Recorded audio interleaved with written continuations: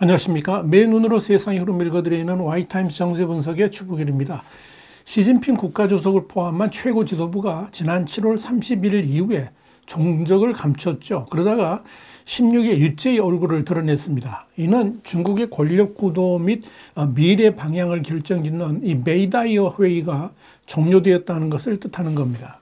특이한 것은 보통 길어야지 9일에서 10일 걸렸던 회의가 이번에는 무려 16일 동안이나 진행되었다는 점입니다. 그만큼 논쟁이 많았기 때문에 그럴 겁니다. 이 시진핑 주석은 16일 오후에 랴오닝성 전자우 시를 찾아서 랴오선 전투 기념관을 시찰했다. 이렇게 관영 신화사가 17일 보도를 했습니다. 시진핑 주석은 이날 동북 해방 전쟁의 역사와 라오선 전투의 승리를 회고했다. 이렇게 신화사는 전했습니다. 랴오선 전투라는 건 지난 1948년부터 49년 이 화이하고 하이저우를 말하는 거고요.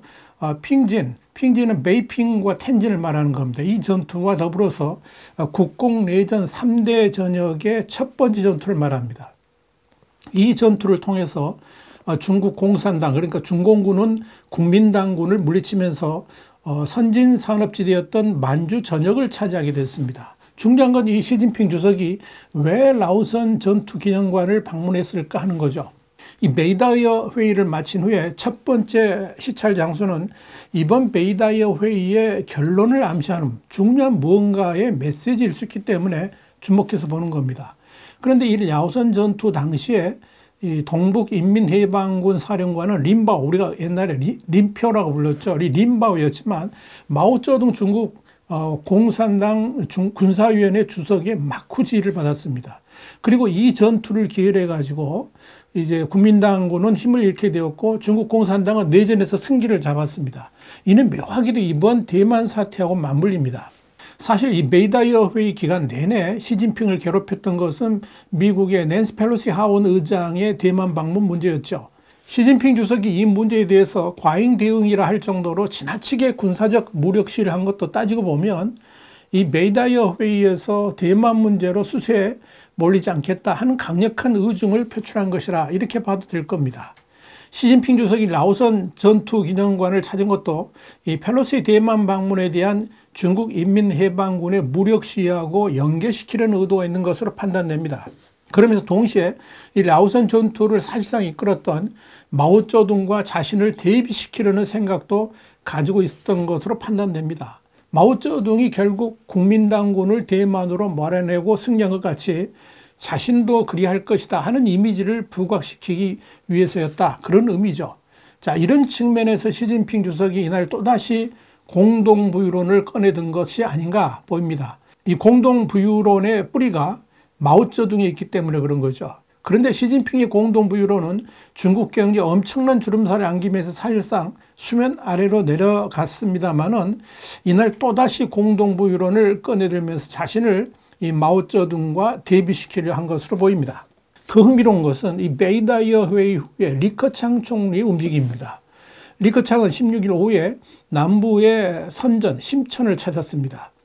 시진핑 주석이 북쪽으로 향한 반면에 리커창 총리는 남쪽으로 한 겁니다. 특이한 것은 그동안의 관례로 보았을 때 시진핑 주석이 제일 먼저 회의가 끝났음을 알리면서 등장을 하고 그 다음에 권력 서열 순으로 공개석상에 얼굴을 드러냈었는데 이번에는 시진핑 주석과 리커창 총리가 동시에 얼굴을 대중에게 내비쳤다는 점입니다.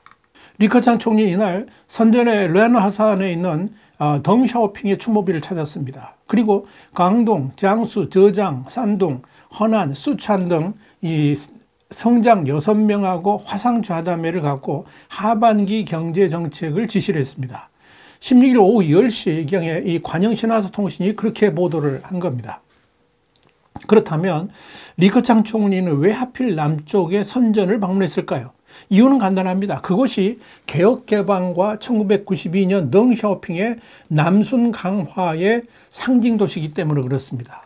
남순 강화란 게 뭐냐면 1992년 1월 말부터 2월 초까지 덩샤오핑이 천안문 사태 후에 중국 지도부의 보수적 분위기를 타파하기 위해서 상하이, 선전, 그리고 주하이 같은 남방 경제 특구를 순시하면서 더욱더 개혁과 개방을 확대할 것을 주장한 담화를 의미합니다. 이 담화는 1989년, 1991년 기간 중에 정부가 실시한 긴축 정책으로 경제가 경색되니까 다시 한번 경제 개혁과 개방으로 경제 활성화를 이루고자 하는 그런 내용이 담겨 있는데요. 이 당시는 보수적인 베이징 지도부의 지지를 받지 못했습니다. 그런데 지방으로부터의 호응이 커져가지고 결국 그해 10월 개최된 14차 공산당 대표대회 보고서에 거의 전문이 수록되었고 사회주의 시장경제론을 천명하게 되는 기초가 된 겁니다. 그러니까 리커창 총리가 바로 덩샤오핑의 남순 강화를 다시금 일깨우는 계기로 선전을 찾은 것이고 그곳에서 중국의 첨단 경제를 이끄는 6개의 성장들하고 화상 대화를 했다 하는 그런 이야기입니다. 그런데 이날 리커창 총리가 마스크도 쓰지 않은 채 득이양양한 모습으로 군중에게 둘러싸여 가지고 있는 그런 선전 시찰 동영상은 즉각적으로 중국 전역에 엄청나게 퍼졌습니다.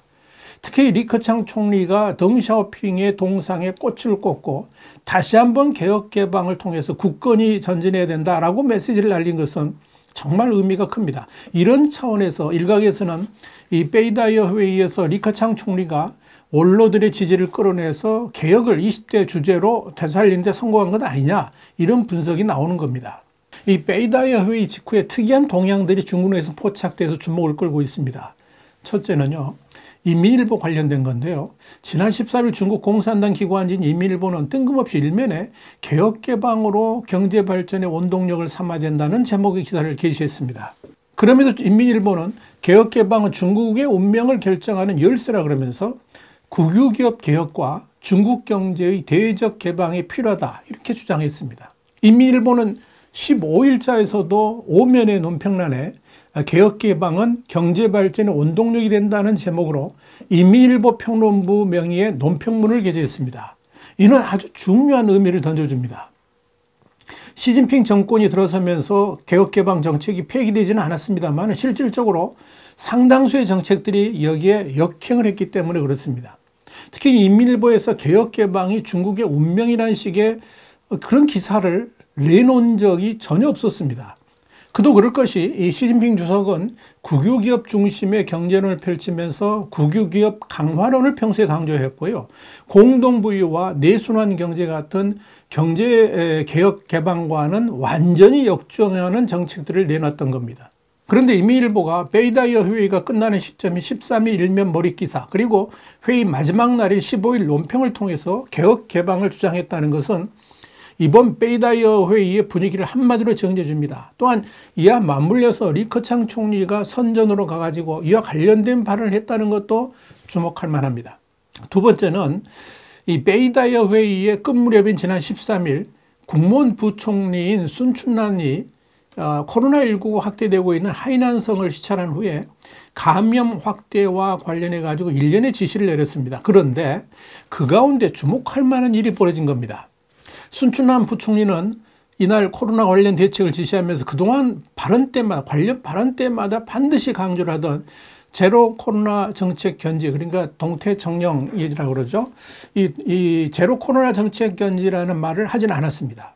그런데 이 말은 사실상 시진핑 주석에 대한 충성도의 표시라고 해도 과언이 아닐 정도로 이 코로나 대책에서 빠지지 않고 강조되는 용어이고요. 베이다이어 회의 직전인 7월 28일에 공산당 정치국 회의에서도 이를 강조한 바 있었기 때문에 방역을 책임지고 있는 순춘란 부총리가 이를 발언하지 않았다는 것은 큰 화제를 몰고 오기에 충분했습니다. 그래서 이 순춘란의 입에서 사라진 이 제로 코로나 정책 견지, 이 용어는 순춘란 부총리의 단순 실수가 아니라 이 베이다이어 회의의 결과로서 그렇게 한 것이 아닌가 하는 추측을 낳았습니다. 베이다이어 회의를 통해서 중국 권력 상층부 내에 변화가 생겼다는 것은 분명해 보입니다. 그렇다고 시진핑 주석이 실각할 것으로 보이지는 않습니다. 인민일보와 마찬가지로 중국 공산당 중앙위원회가 발간하는 광명일보라는 게 있는데 이 광명일보는 지난 14일 중국 공산당 중앙당교의 전 부교장 리준루의 2개의 확립 속에 개왕계례적으로 당 대회를 맞이하자 이런 제목의 글을 이면에 게재를 했습니다. 여기서 두 개 확립이란 건 뭐냐면 시진핑 총서기를 당의 핵심으로서의 지위를 확립한다. 그리고 시진핑 사상을 당과 국가의 지도 이념으로 확립한다. 이걸 두 가지를 뜻합니다. 또한 계왕계례라는 게 뭐냐면 지금까지의 것을 계승함으로써 미래를 연다. 이런 식으로 해석할 수가 있을 겁니다. 자, 광명일보가 이런 글을 게재했다는 것은 이미 시진핑 3년임은 결정된 것이고 이를 향해 나아가자 하는 소위 진군 발표를 공식적으로 한 것이다. 이렇게 볼 수가 있을 겁니다. 그렇다면 이번 메이다이 회의의 결론은 대체적으로 시진핑 주석이 3년임을 굳히는 조건으로 개혁개방 정책 유지와 제로 코로나 정책의 폐기를 거래했을 가능성이 높아 보입니다. 이와 동시에 리커창 총리가 내년 3월 물러나는 것이 아니고 중국 경제를 책임지는 뭔가의 역할을 계속할 가능성이 점쳐집니다. 물론 오는 10월 당대회가 끝날 때까지 유동적이긴 합니다만은 이 중국 권부 내에서 권력 투쟁은 여전히 진행 중이라는 것만큼은 확실해 보입니다. 화이트타임 정세 분석이었습니다. 감사합니다.